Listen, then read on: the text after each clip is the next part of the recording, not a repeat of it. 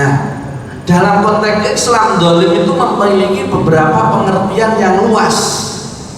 Nomor satu diantaranya menempatkan sesuatu yang bukan pada tempat semestinya. Ini dolim. Awake dhewe ndeleh sesuatu tidak pada tempatnya. Ini dolim.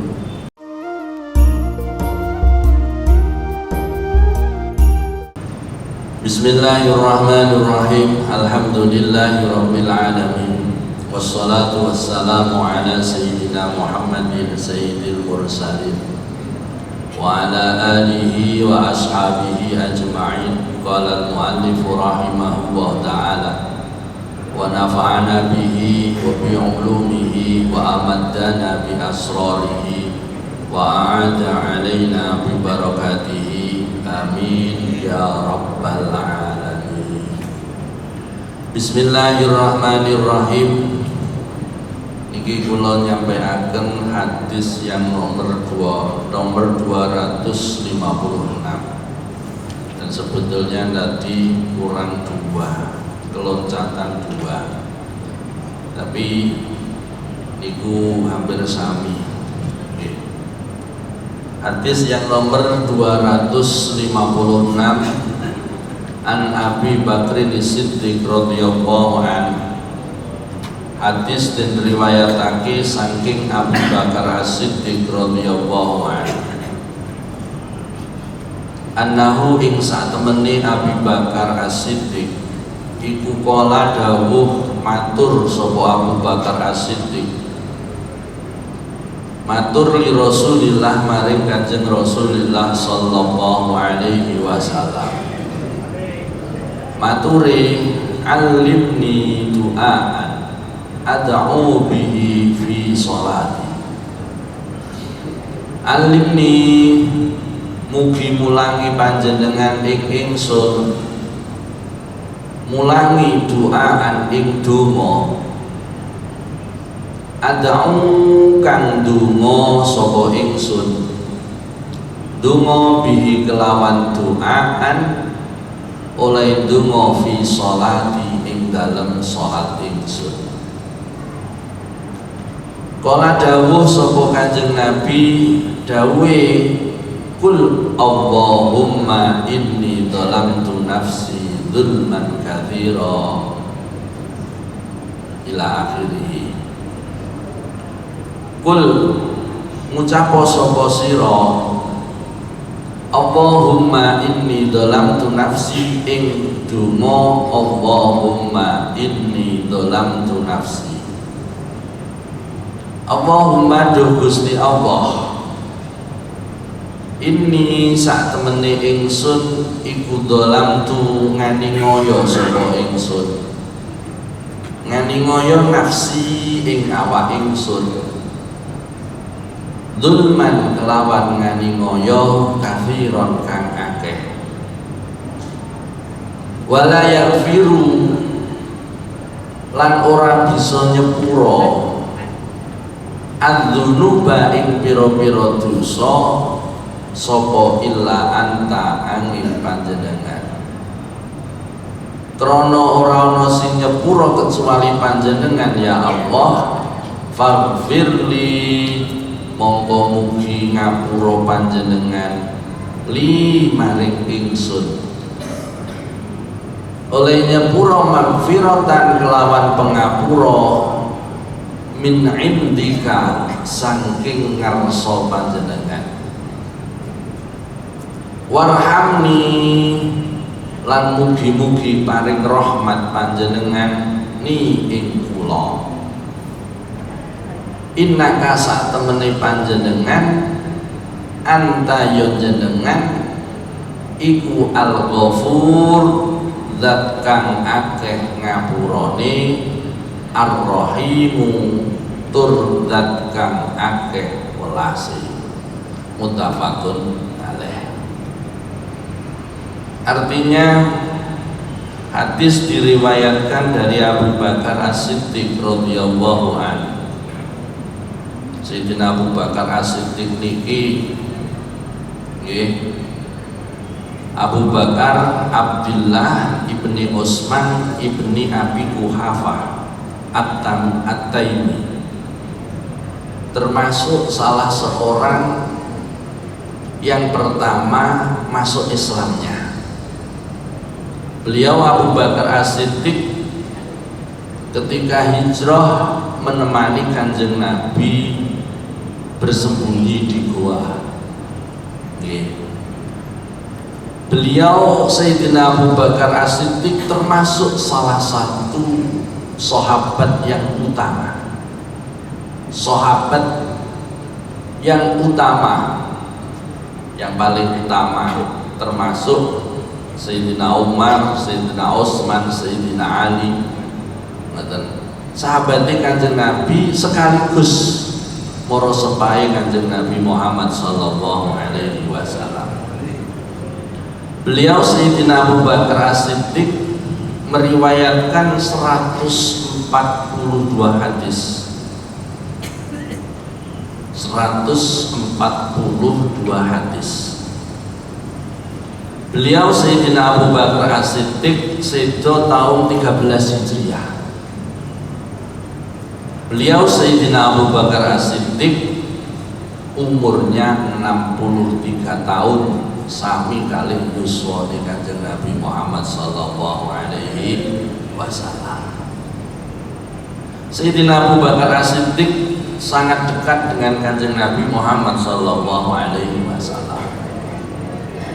Orang yang pertama kali diajak hijrah oleh Kanjeng Nabi menika Sayyidina Abu Bakar As-Siddiq. Sayyidina Abu Bakar As-Siddiq niku matur dhateng Kanjeng Nabi, Kanjeng Rasulullah sallallahu alaihi wasallam. Kanjeng Nabi, ajarilah aku doa. Dengan doa itu saya akan munajatkan atau saya akan gunakan doa itu di dalam setiap sholat saya. Dalam setiap sholatku, Sayyidina Abu Bakar As-Siddiq niku kan mengetahui bahwasanya Nabi Muhammad sallallahu alaihi wasallam itu diberi anugerah jawami al-kalim, diberi anugerah oleh Allah semua hal, kalimat-kalimat yang baik, kalimat-kalimat yang tidak baik di dunia maupun di akhirat, itu dianugerahkan oleh Allah kepada Kanjeng Nabi. Kanjeng Nabi juga dikasih oleh Allah ilmu mengenai perkara-perkara yang belum diketahui oleh manusia. Banyak hadis-hadis yang menjelaskan ya'ti 'alan nasi zamanun, akan datang suatu masa kepada umatku bla bla bla bla terus. Itu banyak sekali hadis seperti itu. Nah, Sayyidina Abu Bakar As-Siddiq mengetahui itu sehingga Sayyidina Abu Bakar As-Siddiq meminta kepada Kanjeng Nabi satu doa. Yang doa itu digunakan untuk munajatnya Sayyidina Abu Bakar As-Siddiq dalam setiap sholatnya. Sayyidina Abu Bakar As-Siddiq kemudian diberi doa oleh Rasulullah sallallahu alaihi wasallam. Ucapkanlah, Allahumma inni dhalamtu nafsi dzulman katsira wa la yaghfiru dzunuba illa anta faghfirli maghfiratan min 'indik warhamni innaka antal ghafurur rahim. Ngoten. Awake dhewe biasane dungane kan sing pendek, Rabbi inni dhalamtu nafsi faghfirli fa innahu la yaghfiru dzunuba illa anta. Hampir sama dengan ini. Kalau ini lebih panjang, Allahumma inni dhalamtu nafsi faghfir dzulman katsira wa la yaghfiru dzunuba illa anta faghfirli maghfiratan min 'indik warhamni innaka antal ghafurur rahim. Artinya, ya Allah, sesungguhnya aku telah berbuat dolim, menganiaya kepada diriku sendiri, dan tidak ada yang mengampuni dosa-dosa kecuali Engkau ya Allah. Maka ampunilah aku dengan ampunan dari sisimu, dan kasihanilah aku, berilah rahmat kepadaku. Sesungguhnya Engkau Maha Pengampun lagi Maha Penyayang. Bapak-bapak, ibu-ibu, jamaah ingkang dipun mulyakaken Allah Subhanahu wa taala. Niku wau Sayyidina Abu Bakar As-Siddiq berdoa, dan doa itu dibaca oleh Sayyidina Abu Bakar As-Siddiq di dalam sholatnya. Kalau kita mengetahui tentang fikih hadisnya, dari apa yang dilakukan oleh Sayyidina Abu Bakar As-Siddiq niku, beliau meminta pengajaran dari Kanjeng Nabi. Derajatnya Kanjeng Nabi lebih tinggi daripada derajatnya Sayyidina Abu Bakar As-Siddiq.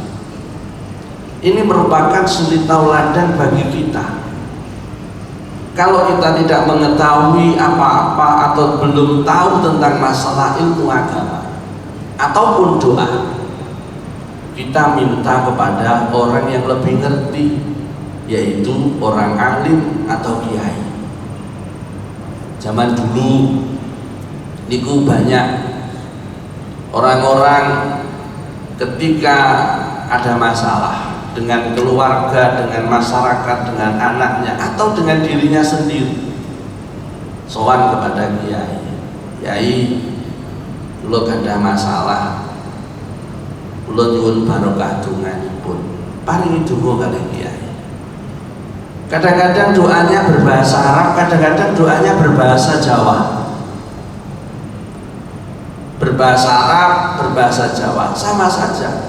Yang penting munajatnya kepada Allah Subhanahu wa ta'ala. Kalau sekarang sudah agak tidak usum, ada masalah soal kiai, ada masalah soal kepada ulama, sudah jembarang tidak seperti dahulu. Kalau sekarang soalnya ke siapa?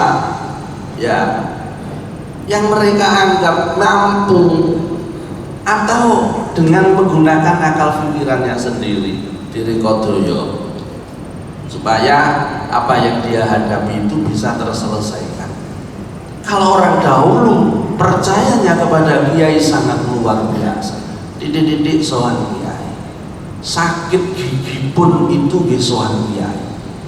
Kalau sekarang ke dokter, dahulu ke kiai. Apa mungkin sekarang itu kiainya tidak seperti dahulu, wis gak mandi juga nih. Apa seperti itu? Tapi kula pinten kiai sekarang ada yang seperti itu tapi tidak menampakkan diri, maksudnya tidak masyhur. Sebab kiai zaman sekarang yang masyhur itu adalah kiai yang banyak di media sosial. Kalau kiai-kiai yang seperti itu doanya mandi atau mustajab, itu biasanya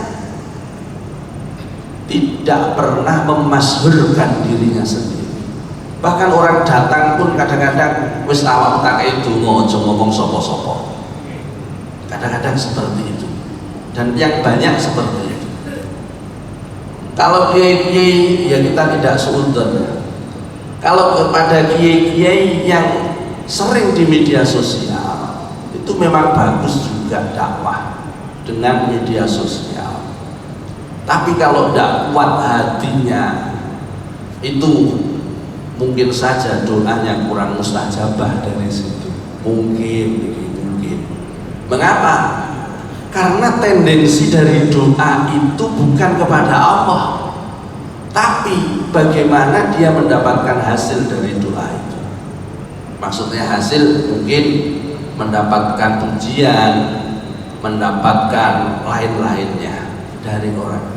Kalau kiai yang betul-betul kiai, tujuannya adalah menolong kepada sesama, munajat kepada Allah Subhanahu wa ta'ala. Niki contoh dari Sayyidina Abu Bakar As-Siddiq yang dilakukan oleh Sayyidina Abu Bakar As-Siddiq ketika beliau tidak tahu doa untuk dimunajatkan atau dibaca di dalam sholat. Akhirnya Kanjeng Nabi memberikan doa ini, Allahumma napa Rabbi inni dhalamtu nafsi dzulman katsira. Terus kemudian oleh Sayyidina Abu Bakar As-Siddiq niki diamalkannya di kapan? Yaitu diamalkannya niki diriwayatkan, disyariatkan berdoa ketika dalam sholat secara mutlak. Secara mutlak itu di tempat mana saja itu boleh kita berdoa di dalam sholat. Kapan saja boleh. Mungkin setelah jenengan membaca Al-Fatihah, sebelum amin berdoa dulu. Doanya pakai bahasa Arab atau pakai bahasa Jawa, terserah. Munajat kepada Allah, dilafalkan atau dibatin di dalam hati. Siratal ladzina an'amta 'alaihim ghairil maghdubi 'alaihim waladdallin. Berdoa. Kalau di dalam kitab Bidayatul Hidayah, Imam Ghazali mengajarkan waladdallin dan amin sebelum waladdallin Rabbil firli wali walidayya. Niku dibaca lirih atau didoakan di dalam hati. Terus kemudian aminnya dibaca amin bareng dengan imam. Ketika aminnya bareng dengan imam, maka amin tersebut bersamaan dengan aminnya malaikat. Ketika aminnya bersamaan dengan aminnya malaikat ketika amin, maka doa itu akan dijabah oleh Allah Subhanahu wa ta'ala. Awake dhewe kadang-kadang kalau sholat antara imam karo makmum stereo soal amin. Sing buri amin dhisik, baru ngarepe amin, baru ngarepe amin, imam baru amin. Nah, niku yang terbaik adalah ada jeda antaranya waladdallin biqadri subhanallah meneng dhisik baru amin. Ghairil maghdubi 'alaihim waladdallin. Ambil nafas sudah amin. Nah, makmumnya gak kanten kadang-kadang langsung waladdallin amin, langsung amin. Harusnya jeda dulu. Nah, setelah jeda dulu biqadri subhanallah baru amin bareng. Ketika aminnya makmum bersamaan dengan aminnya imam, maka amin tersebut akan bersamaan dengan aminnya malaikat. Ketika aminnya bersamaan dengan malaikat, maka doa yang kita munajatkan kepada Allah akan dikabulkan oleh Allah Subhanahu wa ta'ala. Tidak ditentukan tempatnya, mutlak tanpa perlu ditentukan tempatnya di mana mesti berdoa. Di dalam hadis sebelumnya, sebelum ini seharusnya disebutkan bahwa doa ketika di dalam sholat itu dilakukan setelah tasyahud. Itu ada ketentuan kalau di dalam hadis sebelumnya. Setelah tasyahud, innaka hamidum majid, itu baru baca doa ini. Baru baca doa ini. Ini yang kedua, ini menentukan secara khusus tempatnya ketika kita berdoa, yaitu di setelah tasyahud sebelum salam. Kalau biasanya jenengan baca kitab atau buku fasolatannya Asnawi Kudus yang pegon yang biasa diajarkan di anak-anak kecil di pondok, itu di situ diajarkan sadurunge salam doa. Allahumma inni a'udzubika min fitnatil mahya wal mamati wa min fitnatil masihid dajjal ya muqallibal qulub tsabbit qalbi ala dinik. Ini minimal diajarkan seperti itu. Mengapa? Karena di dalam sholat itu termasuk mustajabah. Ada lagi, kalau dulu yai saya ketika saya mondok di Tambak Beras Yai Jamal, itu beliau pas ngaji itu bercerita ketika beliau ngaji di Mbah Baitul Wilasem. Mbah Baitul Wilasem, beliau Mbah Baitul Wilasem ngimami, beliau Romo Yai Jamal berada di belakangnya pas. Ketika setelah sholat salam, assalamualaikum warahmatullah, assalamualaikum warahmatullah. Ini terus musab wajah, langsung beliau berdoa. Dilihat oleh Romo Yai Jamal itu berdoa.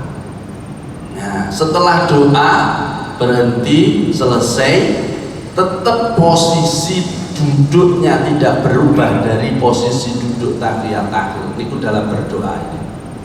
Setelah itu beliau Baidawi niku wiridan seperti wiridan ba'da sholat, tapi saat dereng ini donga.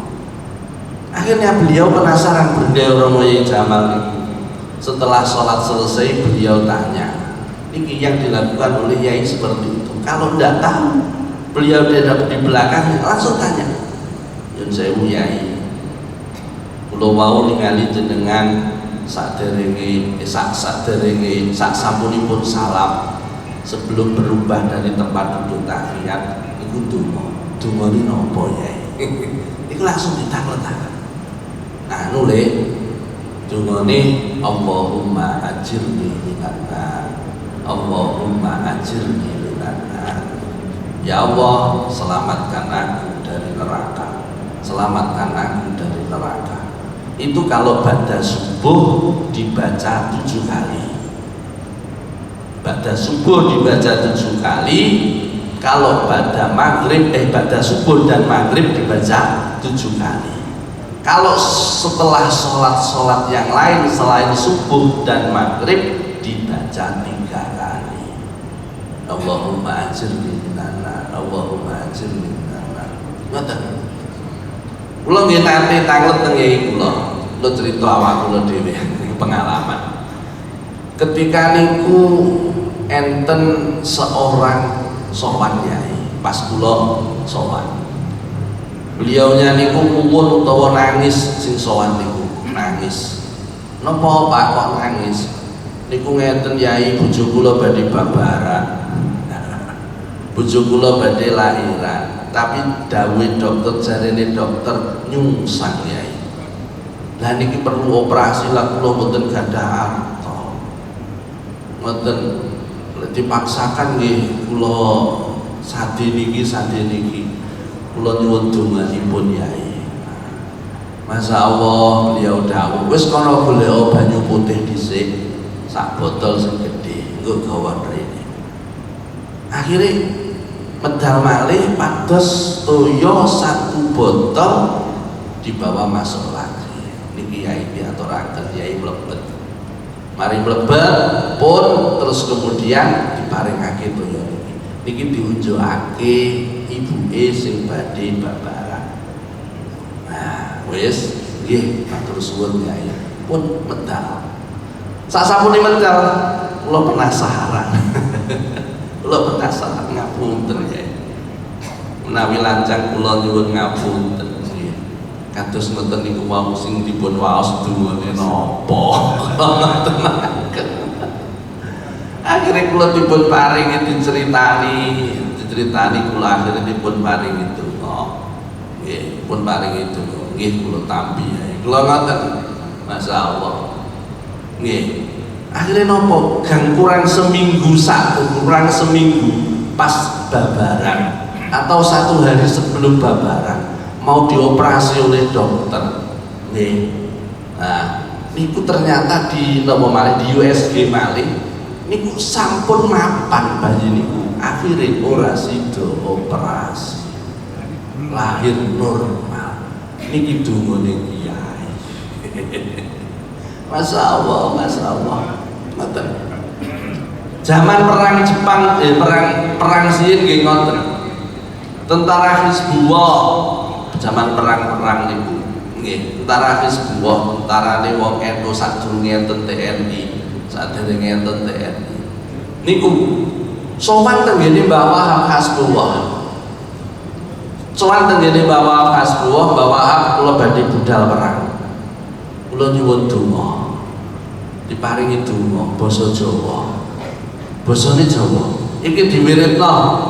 Marine salat sakmene jumlahe kula mboten hafal jumlahe. Diwiritno sakmene jumlahe. Napa Yai? Napa Mbah Wahab? Lek iya mosok ora, lek ora mosok iya. Iki basa Jawa. Lek iya mosok ora, lek ora mosok iya. Iki wiritno. Nggih. Akhirnya budal perang. Ketika budal perang gang saulan niku balik. Mbah Wahab, napa kok mboten ketemu musuh blas kula? Lho, lah awakmu slamet sing pengine. Nggih. Pilih endi awakmu gak ketemu musuh karo ketemu musuh? Ya pilih mboten ketemu musuh. Ayo ya wis iku dungane. Oleh ketemu musuh masih mboten tedas ditembak seandainya. Ini tetap sakit teng mriki. Ada bekasnya. Ada bekasnya. Oleh gak ketemu musuh berarti selamat. Ngoten niku dungane kiai. Nggih. Sayyidina Abu Bakar As-Siddiq niku nggih ngoten. Niki memberikan contoh kepada kita semua kalau ada apa-apa dengan diri kita, urusan apa saja, baik urusan duniawi maupun urusan ukhrawi, kita sowan kepada kiai atau ulama yang menurut kita itu tahu tentang ilmu, tentang doa-doa. Ngoten. Ya lek saged disuwun sak donga niki, mari nyuwun napa seandainya niku pun nyuwun didungani Yai. Lah niku dungane napa? Niku mboten napa-napa. Diparingaken teng jenengan menawi jenengan munajat luar biasa ngarsanipun Allah Subhanahu wa taala iso mandi tenanan. Ngoten. Masyaallah. Ngoten. Terus kemudian sesudah tasahud, sesudah membaca sholawat kepada Nabi Sallallahu Alaihi Wasallam dan isti'adah. Isti'adah niku Allahumma inni a'udzubika min fitnatil mahya wal mamati wa min fitnatil masiihid dajjal. Di setelah tasahud baru baca doa ini atau doa yang lain. Doa yang lain. Memang ada sebagian kiai itu dawuhne apa baca doa di dalam sujud terakhir sadurunge salam, sadurunge tahiyat. Itu memang ada. Tapi saya pernah mencarinya, referensinya di mana saya tidak menemukan. Saya yang tidak menemukan. Nah, di dalam tulisan itu disebutkan memperpanjang doa atau memperpanjang sujud terakhir di sholat itu tidak menemukan, tidak ada referensinya katanya yang saya cari itu. Tapi sebagian ulama juga ada yang mendahulukan diperpanjang tunggu, sehingga ada salah seorang ulama atau kiai pas sujud terakhir itu doa. Kadang-kadang makmume kedisian apa lungguh, loh kok urung balik nih. Kadang-kadang seperti itu, Masya Allah. Niku kalau ndak tahu biasanya ya seperti itu. Apakah itu boleh? Boleh-boleh saja. Tapi dasar hadisnya itu saya belum menemukan. Mungkin beliau menemukan atau dawuh dari ulama-ulama yang lainnya. Kalau seperti itu monggo dipakai kalau ada dasarnya. Yang tidak boleh itu ngawur. Yang tidak boleh itu ngawur. Makanya kalau kita tidak tahu, kita tanya kepada yang lebih tahu. Kalau seperti itu enak. Pun saat ini kita bahas dulu nih. Yang nomor 2, fikih hadisnya bertawassul, yakni memohon kepada Allah dengan dengan menyebut asma-Nya yang sesuai dengan kedudukan ketika kita mohon itu diperlukan, dan berdoa supaya diselamatkan dari perkara-perkara yang tidak disukai. Awake dhewe nyuwun sewu ketika kita berdoa itu kita sesuaikan tawassulnya kita itu dengan Asmaul Husna. Asmaul Husna. Kados kalau ini tadi doanya, kalau ini tadi doanya Rabbi inni dhalamtu nafsi dzulman katsira wa la yaghfiru dzunuba illa anta faghfirli. Nomor 1 faghfirli, maka ampunilah saya. Faghfirli maghfiratan min indik. Yang nomor 2 warhamni innaka antal ghafurur rahim. Nomor 1 faghfirli, menyebut tawasul dengan asma-Nya Allah niku al-ghafur dari ilfir, ini sesuai. Terus kemudian warhamni, di situ ada warhamni, kesesuaiannya yaitu di ar-rahim. Kalau kita berdoa ngoten disesuaikan dengan Asmaul Husna. Kalau kita minta rezeki kepada Allah Subhanahu wa taala, warzuqna ya Allah wa anta khairur raziqin, disesuaikan dengan apa yang diminta, yang kita minta. Kalau kita minta rezeki, ya itu disesuaikan dengan itu. Kalau tidak tahu, ya cukup ya Allah, mboten mawon, ya Rabbal alamin. Mboten apa-apa, mboten apa-apa. Nah, karena minta kita kepada Allah Subhanahu wa taala disesuaikan dengan asma-asma Allah yang berkaitan dengan yang kita minta. Insya Allah itu akan lebih mustajab. Jenengan ningali donga-donga sing kuwatah niku kesesuaian antaranya yang diminta dengan asma Allah Subhanahu wa taala. Betul. Banyak kalimat atau doa di dalam Al-Qur'an maupun hadis itu sesuai. Antaranya antaranya yang didoakan dengan Asmaul Husna. Kalau tidak seperti itu juga tidak apa-apa, tapi itu yang terbaik, yang terbaik. Terus kula wau maca donga di awal niki, subhanakallahumma rabbana la ilma lana innaka antal alim. Ini sesuai. Karena apa? Kita minta kepada Allah ilmu. Wa tub alaina, dan berikanlah taubat kepadaku, innaka antat tawwab. Karena kita minta diberikan oleh Allah taubat. Ya, ini kesesuaian antaranya doa Asmaul Husna-nya dengan doa yang kita minta kepada Allah Subhanahu wa taala. Bapak-bapak, ibu-ibu ingkang munulya, tengene donga niku wau Sayyidina Abu Bakar As-Siddiq diparingi donga, Allahumma inni dzalamtu nafsi dzulman katsira. Kanjeng Nabi mawon niku merintah awake dhewe untuk selalu berdoa, ya Allah, saya itu telah berbuat dolim kepada diriku sendiri dengan kedoliman yang sangat banyak.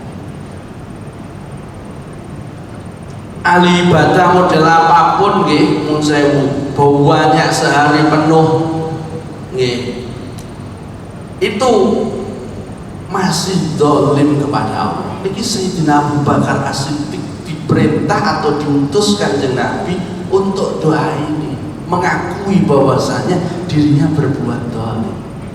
Sayyidina Abu Bakar apa meneh awake dhewe. Nah, kula patos-patos tentang masalah kedoliman ini nggih. Dolim di dalam Islam. Apa itu dolim? Dari segi bahasanya, kata dolim itu kalau di dalam bahasa Arab zulmun, yang berarti gelap atau meletakkan sesuatu tidak pada tempatnya.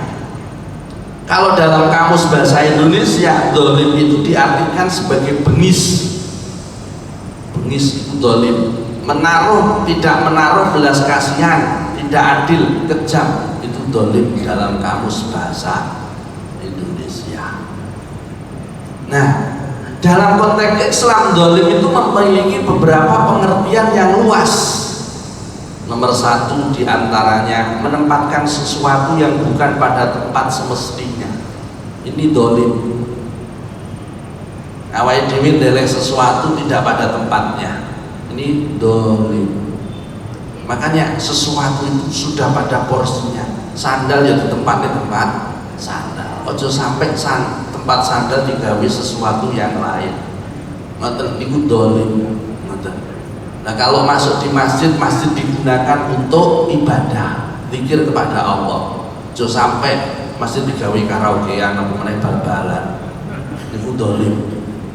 Mengapa? Tidak sesuai dengan tempatnya. Masjid digunakan untuk ibadah kepada Allah Subhanahu wa Ta'ala, tidak menempatkan suatu pada tempatnya.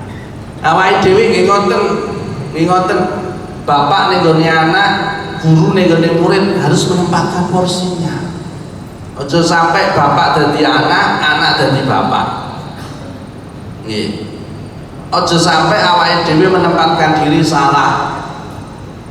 Ning gone anake kaya tuane, naudzubillah, kaya tuane sing belanjani anake kuwabe, bapake dikongkoni karo anake, ibuke dikongkoni karo anake. Ngoten. Aja sampai niku kuwalik jenenge, kuwalik. Ngoten, bapake ibuke kok numbah-umbah masak terus ngoten ngomong anake, ngomong putune. Jangan sampai awake dhewe menempatkan posisi itu. Itu kalau kolo-kolo gak masalah, tapi kalau terus-menerus itu yang kita tidak menempatkan sesuatu pada tempatnya. Daripada dibuang-buang liya, kalau memang seperti itu mboten napa-napa. Asalkan menempatkan diri saya ini sebagai cucu, sebagai kakek atau neneknya dari anak saya, ini cucu saya, maka harus saya rambut sendiri. Kalau seperti itu tidak masalah. Ngoten, jadi anak ngoten harus menempatkan dirinya sebagai anak. Anak sesuai dengan porsinya anak. Kalau tidak seperti itu dolim. Ngoten. Gelas iku nggih digawe minum, tempat minum. Kalau khusus untuk minum memang gelas, ada gelas khusus yang digunakan untuk selain minum. Kula imut Mbah kula Mbah Romli niku, Masya Allah, beliau niku ketika melaksanakan ibadah terutama Jumat, dalam satu cerita itu ada baju khusus. Sebabnya nopo dino Jumat niku dino sing khusus Sayyidul Ayyam, yaitu gustine piro-piro dino niku disiapaken dino Kamis niku baju yang terbaik, sarung yang terbaik, kopiah yang terbaik. Digunakan untuk apa? Untuk ibadah di hari yang terbaik, Sayyidul Ayyam. Jadi disiapkan. Lek hari-hari biasa pakaiannya biasa. Niku tidak pernah dipakai ketika hari khusus seperti itu. Ngoten. Niku bayar romi ngoten. Tapi sadurunge Jumatan hari Kamis niku disiapkan, bajune disetrika, pelipis, licin. Persiapan untuk ibadah di Sayyidul Ayyam, hari yang terbaik menurut Allah Subhanahu wa Ta'ala. Ngoten, Jumat niku jam 12 pun siap. Ora jam 11 sampai budal. Setengah 10, jam 10 itu sudah siap berangkat ke masjid. Itikaf di masjid, baca Al-Qur'an. Saat ini kan pokoknya agar kelambi kadang-kadang kaosan, Masya Allah. Nah, menempatkan beliau itu duka, marah-marah ketika nopo baju yang dipakainya itu digunakan untuk selainnya itu. Ini baju khusus untuk pelajaran. Dolim yang berikutnya adalah menyimpang dari kebenaran dan melanggar hak-hak orang lain. Ini kategori dolim. Yang nomor 3, berbuat sewenang-wenang dan melampaui batas kewajaran.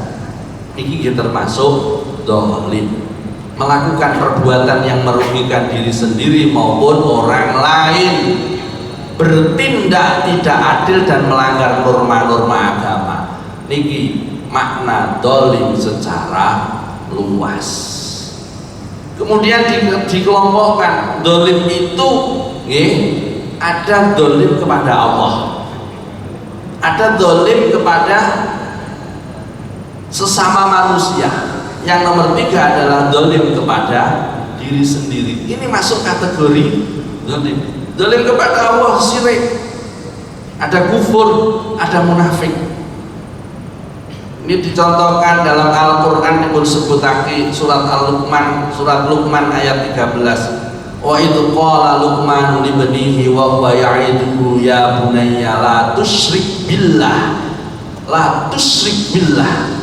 Disebutkan innasyirka la dzulmun adzim. Ini syirik atau maksiat kepada Allah itu termasuk dolim. Ini contoh yang terbesar, yaitu dosa terbesar, yaitu syirik. Awake dhewe melanggar aturan Gusti Allah Ta'ala apapun itu termasuk dolim. Dolim. Lane teng riku wau inni dzalamtu nafsi dzulman katsira. Kanjeng Nabi ngutus Sayyidina Abu Bakar As-Siddiq untuk berdoa. Dzulman katsira, kita mengakui bahwasanya kita ini berbuat dolim terus.